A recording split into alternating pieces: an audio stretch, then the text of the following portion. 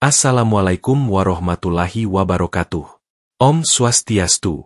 Namo Buddhaya. Rahayu Sagung Dumadi. Selamat datang kembali, saudaraku semua, di channel ini, tempat kita berbagi cerita, pitutur Jawa, dan misteri weton yang penuh makna.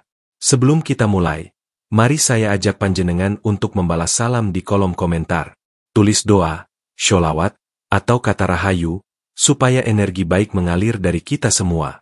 Saudaraku, pernahkah panjenengan mendengar, ada weton yang katanya ditakdirkan kaya raya, tapi di balik itu mereka harus rela kehilangan sesuatu yang amat berharga? Itulah misteri weton pon.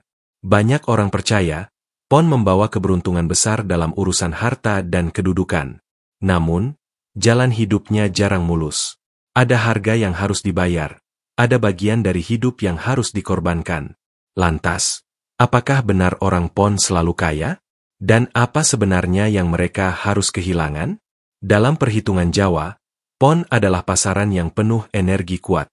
Orang yang lahir pon sering tampak berwibawa, mudah dipercaya, dan memiliki daya tarik yang membuat rezeki datang menghampiri.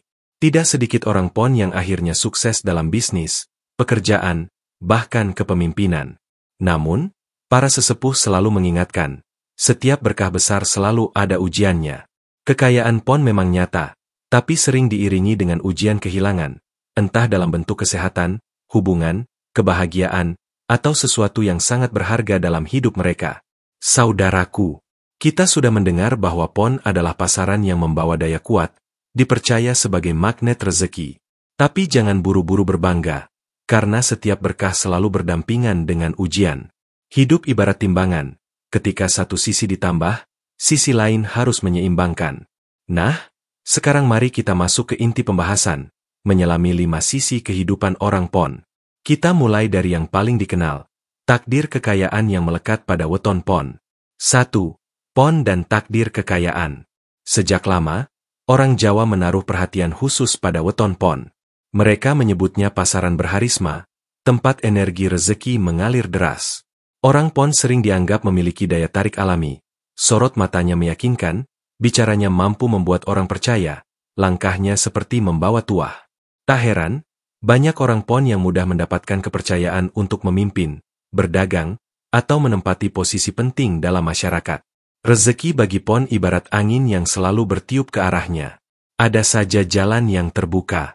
Saat orang lain kesulitan mencari peluang, pon sering menemukan celah. Dalam dunia bisnis, mereka cepat mendapat pelanggan. Dalam pekerjaan, atasan lebih mudah memberi kepercayaan. Dalam politik, kata-katanya sering didengar. Semua ini membuat orang luar berkata, wajar, wong pon iku gampang sugih. Namun, jangan salah sangka, kekayaan pon bukan jatuh begitu saja dari langit. Di balik itu, ada watak tekun dan ambisius yang membuat mereka selalu berusaha keras. Pon tidak suka diam. Ia senang bergerak, mencari cara, menembus jalan. Inilah yang menjadikan pon magnet rezeki, perpaduan antara energi lahiriah weton dan ketekunan pribadi. Tapi, saudaraku, sesepuh Jawa selalu mengingatkan, saben kabegjan, ana ujiane. Setiap keberuntungan, ada ujiannya. Kekayaan pon bisa menjadi berkah sekaligus jebakan. Banyak pon yang terlena oleh kelimpahan, lalu lupa arah. Ada yang kaya harta, tapi miskin batin. Ada pula yang berhasil mengumpulkan uang, tapi kehilangan waktu bersama keluarga. Disinilah letak misterinya. Pon memang ditakdirkan untuk mudah kaya, tapi itu hanyalah alat uji jiwa. Apakah mereka bisa menggunakan kekayaan itu untuk kebaikan, atau justru menjadi budak dari hartanya sendiri? Banyak cerita orang pon yang akhirnya hidup sengsara meski rumahnya megah, karena harta yang ia kumpulkan tidak pernah cukup mengisi hatinya. Namun, ada pula pon yang mengelola kekayaannya dengan bijak. Mereka tidak hanya menumpuk harta, tapi juga menolong, membangun, dan berbagi. Orang seperti ini biasanya hidup lebih tenang, dihormati masyarakat, dan dikenang meski raganya sudah tiada. Saudaraku, dari sini kita bisa belajar. Kekayaan pon bukan sekadar keberuntungan, tapi tanggung jawab besar. Gusti menitipkan lebih, supaya bisa memberi lebih. Itulah takdir pon. Ditakdirkan kaya, tapi selalu berada di ujung timbangan antara berkah dan jebakan. Nah, Setelah kita melihat bahwa Pon memang diliputi tuah rezeki, mari kita bergeser ke sisi lain yang sering terlupakan. Sesepuh berkata, rejeki ieso ngangkat, nanging ieso ugang ganti. Artinya, di balik limpahan, selalu ada harga yang harus dibayar. Lantas, apa yang dimaksud? Mari kita masuk ke poin 2, harga yang harus dibayar. 2. Harga yang harus dibayar. Saudaraku, orang Jawa punya pitutur halus, saben kabegjan, ana panggantos. Setiap keberuntungan, ada gantinya. Tidak ada yang benar-benar gratis di dunia ini, bahkan rezeki pun membawa konsekuensinya sendiri. Bagi orang Pon, inilah misteri yang paling menyayat. Mereka boleh saja ditakdirkan kaya, tapi ada sesuatu yang harus rela mereka lepaskan. Bagi sebagian Pon, harga itu berupa kesehatan. Ada yang rezekinya lancar, usahanya besar, tapi tubuhnya ringkih. Ia bisa membeli makanan lezat, tapi lambungnya tak bisa menikmatinya. Ia bisa duduk di kursi empuk mobil mewah, tapi punggungnya sakit berkepanjangan. Semesta seolah berkata, kamu boleh kaya, tapi jangan lupa rapuhnya tubuh manusia. Ada pula Pon yang diuji lewat hubungan keluarga. Ia berhasil meniti karir, bisnisnya sukses, tapi rumah tangganya keropos. Anak-anaknya tumbuh tanpa hangat pelukan, pasangannya merasa kesepian, hingga akhirnya cinta yang dulu indah berubah menjadi renggang. Kekayaan hadir, tapi kebahagiaan keluarga perlahan hilang. Itulah harga yang harus dibayar. Sebagian lagi membayar lewat waktu dan kebahagiaan pribadi. Orang Pon memang rajin bekerja, tak kenal lelah mengejar target. Namun, dalam keasyikan mengejar harta, waktu bersama sahabat, keluarga, bahkan dirinya sendiri terkuras habis. Ia bisa membeli jam tangan mahal, tapi tak bisa membeli kembali waktu yang hilang. Sesepuh selalu berpesan, urip iku sawang sinawang. Hidup itu tergantung dari mana kita memandang. Orang luar mungkin iri melihat Pon kaya raya, padahal di dalam hatinya, Pon sedang menangis karena kehilangan sesuatu yang jauh lebih berharga. Pernah ada kisah seorang laki-laki Pon yang sukses besar di bidang perdagangan. Hartanya berlimpah, rumahnya megah, semua orang menyanjungnya. Tapi ia sendiri sering berkata lirih, aku duwe kabeh, kajaba siji, ketenangan atiku. Ia punya segalanya kecuali ketenangan. Dan dari situlah kita belajar, kekayaan Pon memang nyata, tapi harganya adalah kehilangan yang tidak bisa dihitung dengan uang. Maka saudaraku, jangan salah mengira bahwa hidup Pon penuh keberuntungan tanpa celah. Justru, mereka dititipkan ujian agar tidak terlalu melekat pada harta. Mereka diminta untuk sadar, ada hal-hal yang tak ternilai lebih berharga daripada uang, seperti cinta, kesehatan, waktu, dan ketenangan jiwa. Setelah memahami bahwa setiap kekayaan Pon selalu dibarengi harga yang harus dibayar, mari kita masuk lebih dalam pada salah satu ujian paling berat bagi mereka, kehilangan orang tersayang. Banyak Pon yang ditakdirkan harus merasakan luka perpisahan, agar mereka mengerti arti sejati dari cinta dan kebersamaan. Inilah yang akan kita bahas dalam poin 3. Ujian hubungan dan kehilangan orang tersayang. 3. Ujian hubungan dan kehilangan orang tersayang. Saudaraku, jika pada poin sebelumnya kita membicarakan harga yang harus dibayar berupa kesehatan, waktu, atau kebahagiaan, maka di titik ini kita memasuki ujian yang paling menyayat hati bagi orang Pon, kehilangan orang tersayang. Orang Jawa punya ungkapan, banda ilang isi bisa diganti, wong ilang ora ana gantine. Harta hilang masih bisa dicari kembali, tapi kehilangan orang yang dicintai tidak ada gantinya.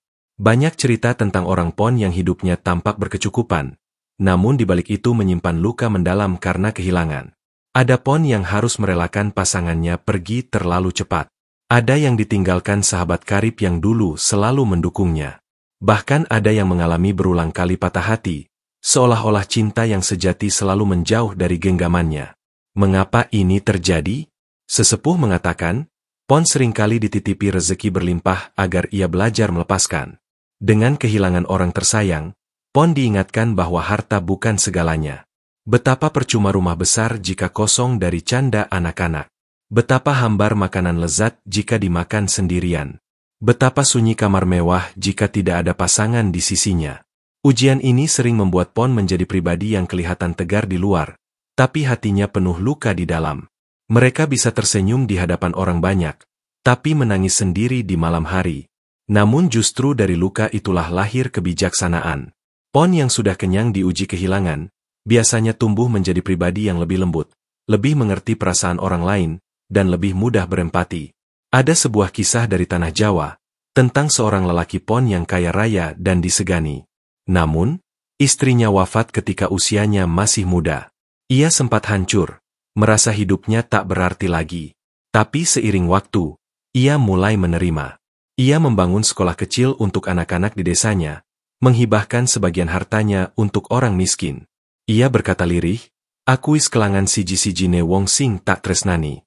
Nanging saka kahanan iki, aku ngerti, tresna iku kudu dilaras dadi kabecikan kanggo wong akeh. Aku kehilangan satu-satunya orang yang kucintai. Tapi dari keadaan ini, aku sadar, cinta harus diolah menjadi kebaikan bagi banyak orang." Saudaraku, begitulah pon. Mereka diuji dengan kehilangan agar hati mereka tidak keras oleh harta. Kehilangan itu ibarat palu yang memecahkan batu, hingga muncul mata air lembut di dalamnya. Orang pon yang mampu menerima kehilangan dengan ikhlas, biasanya justru tumbuh menjadi pribadi yang bercahaya. Kata-katanya menyejukkan, kehadirannya menenangkan, dan hidupnya menjadi pelita bagi sekitarnya. Setelah kita melihat betapa beratnya ujian pon lewat kehilangan orang tersayang, mari kita bergerak ke sisi lain yang tak kalah menggetarkan. Pon memang ditakdirkan kaya, tapi sering dihantui kesepian di tengah kelimpahan. Bayangkan, dikelilingi harta dan banyak orang, tapi jiwa merasa kosong. Inilah misteri berikutnya yang akan kita bahas dalam poin 4, bayangan kesepian di tengah kelimpahan. 4. Bayangan kesepian di tengah kelimpahan. Saudaraku, ada ironi yang sering melekat pada orang pon. Di saat ia dikelilingi kekayaan, seringkali jiwanya justru dihantui kesepian. Kursi megah, rumah besar, pesta ramai, semuanya tak mampu mengisi rongga sunyi dalam hatinya. Orang Jawa berkata, "Kekayon kang rembuyung, isih tetep ngadhep marang pangkalane." Pohon besar yang rimbun, pada akhirnya tetap berdiri di atas akarnya sendiri. Begitu pula orang pon, meski dikelilingi banyak orang, pada akhirnya ia harus kembali menatap dirinya yang sepi. Mengapa ini terjadi? Karena pon seringkali terlalu sibuk mengejar harta dan kedudukan. Dalam usahanya meraih puncak, ia rela mengorbankan waktu bersama keluarga, sahabat, bahkan dirinya sendiri. Dan ketika akhirnya berhasil, ia menoleh ke belakang. Ternyata banyak kursi yang kosong, banyak tawa yang telah hilang. Disitulah kesepian menyergap. Ada pon yang sukses dalam bisnis, tapi ketika pulang ke rumah, hanya kesunyian yang menyambutnya. Ada pon yang punya banyak kawan saat jaya, tapi perlahan kawan itu menghilang saat ia jatuh. Ada pula pon yang dikelilingi banyak orang dalam pesta, tapi hatinya berbisik lirih, "Sopo sing tenan tresna karo aku? Siapa yang sungguh mencintaiku?" Kesepian ini sesungguhnya adalah ujian batin. Semesta seolah ingin berkata, "Ojo mung ngoyak bandha. Ati iki uga butuh diparingi pangan." Jangan hanya mengejar harta, hati juga butuh diberi makanan. Dan makanan hati bukanlah emas, melainkan kasih sayang, kebersamaan, doa, dan ketulusan. Namun, jangan salah sangka, saudaraku, kesepian ini bukan hanya hukuman, tapi juga jalan pencerahan. Dengan kesepian, pon diajak untuk merenung, untuk kembali menyapa dirinya sendiri, bahkan untuk mendekat kepada Gusti Kang Akarya Jagat. Banyak pon yang akhirnya menemukan jalan spiritual setelah merasakan sepi yang begitu dalam. Mereka mulai mencari makna di balik doa, menemukan ketenangan dalam laku tirakat, dan akhirnya tumbuh menjadi pribadi yang lebih lembut. Ada sebuah kisah tentang seorang wanita pon kaya raya, pemilik banyak usaha. Tapi di usia senja, ia tinggal sendirian di rumah besar. Anak-anaknya sibuk, suaminya sudah tiada. Di tengah sepi itu, ia akhirnya lebih rajin beribadah, memberi sedekah, dan menolong orang lain. Ia berkata kepada tetangganya, "Aku biyen nguber donya nganti kesel. Saiki aku ngerti, urip iki ora mung kanggo nglumpuka kebandha, nanging kanggo nuduhake tresna marang sesami. Aku dulu mengejar dunia sampai lelah. Sekarang aku paham, hidup ini bukan hanya untuk menumpuk harta, tapi untuk menunjukkan cinta kepada sesama."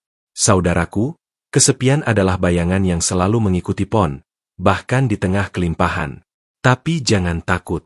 Kesepian bisa menjadi cermin yang jujur, yang mengingatkan kita bahwa harta hanyalah kulit luar. Inti hidup adalah hati yang damai. Setelah kita memahami bagaimana pon sering dihantui kesepian meski dikelilingi harta, Kini saatnya kita menyingkap inti terakhir, jalan penebusan PON. Bagaimana cara mereka menjadikan kekayaan bukan kutukan, tapi berkah? Mari kita bahas dalam poin 5, jalan penebusan PON. 5. Jalan penebusan PON. Saudaraku, setelah kita menyelami perjalanan orang PON, ditakdirkan kaya, harus membayar harga, kehilangan orang tercinta, dan dihantui kesepian, muncul pertanyaan besar. Apakah PON hanya ditakdirkan untuk sengsara di balik harta? Jawaban para sesepuh jelas. Tidak. Semua ujian itu bukan untuk menghancurkan, melainkan untuk menebus dan menguatkan. PON diberi kelimpahan bukan agar sombong, melainkan supaya bisa menjadi saluran berkah bagi sesamanya. Sesepuh Jawa punya pitutur, urip iku urup. Hidup adalah nyala. Api tidak diciptakan hanya untuk dirinya sendiri. Api ada untuk memberi terang, memberi hangat, bahkan kadang membakar kotoran agar bersih. Begitulah peran orang PON. Mereka diberi harta, kedudukan, dan peluang besar bukan untuk disimpan dalam peti, tetapi untuk dinyalakan menjadi cahaya yang bermanfaat. Bagaimana cara menebus itu? Pertama, dengan ikhlas berbagi. PON yang pandai bersedekah, menolong tetangga, membangun jalan, masjid, sekolah, atau sekadar membantu tetangga yang kekurangan, biasanya hidupnya lebih damai. Meskipun kehilangan dan kesepian tetap datang, hati PON yang suka berbagi akan lebih tenang karena ada dua orang lain yang menyertainya. Kedua, dengan Rimo lan Eling. Orang PON harus belajar menerima bahwa tidak semua bisa dimiliki. Harta boleh dicari, tapi hati harus tetap ingat kepada Gusti. Dengan sikap Eling, PON tidak mudah gelisah, tidak mudah sombong, dan tidak mudah goyah saat kehilangan. Ketiga, dengan menjadikan cobaan sebagai guru. Semua kehilangan, kesepian, bahkan sakit yang menimpa, adalah guru yang memberi pelajaran. Wage diuji lewat kesunyian, sedangkan PON diuji lewat kelimpahan. Jika Wage belajar dari kekurangan, PON belajar dari kelebihan. Dua-duanya adalah jalan tirakat menuju kedewasaan jiwa. Ada sebuah kisah tentang seorang laki-laki PON di tanah Jawa. Ia dulunya sangat kaya, tapi kesepian dan kehilangan anak tunggalnya membuat hidupnya hampa. Suatu hari, ia memutuskan untuk mengubah cara hidupnya. Ia membangun pesantren kecil, menghidupi anak-anak yatim, dan berbagi ilmu. Lambat laun, ia disegani bukan hanya karena hartanya, tapi karena hatinya yang luas. Ia berkata, "Aku ngerti saiki, banda sejati dudu emas lan omah, nanging tresna sing tak wenehke lan donga sing tak tampa." Aku sadar sekarang, harta sejati bukanlah emas dan rumah, tapi cinta yang kuberikan dan doa yang kuterima. Saudaraku, inilah jalan penebusan PON, membalik limpahan menjadi kebaikan. Dengan begitu, kehilangan tidak lagi terasa sebagai hukuman, tapi sebagai jalan untuk menemukan makna. Kesepian tidak lagi jadi beban, tapi jadi pintu menuju doa. Dan kekayaan tidak lagi menjadi jebakan, tapi menjadi tangga menuju keberkahan. PON bukanlah kutukan. PON adalah kesempatan. Kesempatan untuk membuktikan bahwa manusia bisa tetap rendah hati meski berlimpah, bisa tetap bersyukur meski kehilangan, bisa tetap bercahaya meski dikelilingi bayangan. Setelah kita mengupas semua sisi, kekayaan, harga yang dibayar, kehilangan, kesepian, hingga jalan penebusan, mari kita rangkum seluruh perjalanan PON ini. Apa makna sejati dari takdir kaya tapi penuh ujian? Bagaimana PON bisa menemukan cahaya di balik gelapnya cobaan? Saatnya kita masuk ke bagian kesimpulan. Saudaraku, PON memang ditakdirkan berbeda. Rezeki mereka melimpah, pintu-pintu keberuntungan sering terbuka. Tapi di balik itu, ada ujian besar yang menanti. Mereka harus rela kehilangan sesuatu yang berharga, sebagai penyeimbang. Namun ingatlah, kehilangan bukan akhir dari segalanya. Kadang, kehilangan adalah jalan untuk menemukan makna sejati. PON yang mampu bersabar, ikhlas, dan berbagi, akan menjadikan kekayaannya bukan sekadar harta, tapi bekal untuk perjalanan jiwa. Pitutur Jawa berkata, "Sing ikhlas uripe, bakal legawat tekan pungkasan." Barang siapa ikhlas dalam hidup, akan tenang hingga akhir. Maka bagi panjenengan yang lahir PON, jangan pernah sombong dengan rezeki, jangan pula hancur karena kehilangan. Jadikan keduanya guru yang menuntun langkah. Jangan lupa like video ini, share kepada saudara-saudara yang lahir PON, dan subscribe agar kita bisa terus menyingkap misteri weton. Tulis pengalaman panjenengan di komentar. Apakah benar hidup pon kaya rezeki tapi penuh ujian kehilangan? Rahayu, rahayu, rahayu.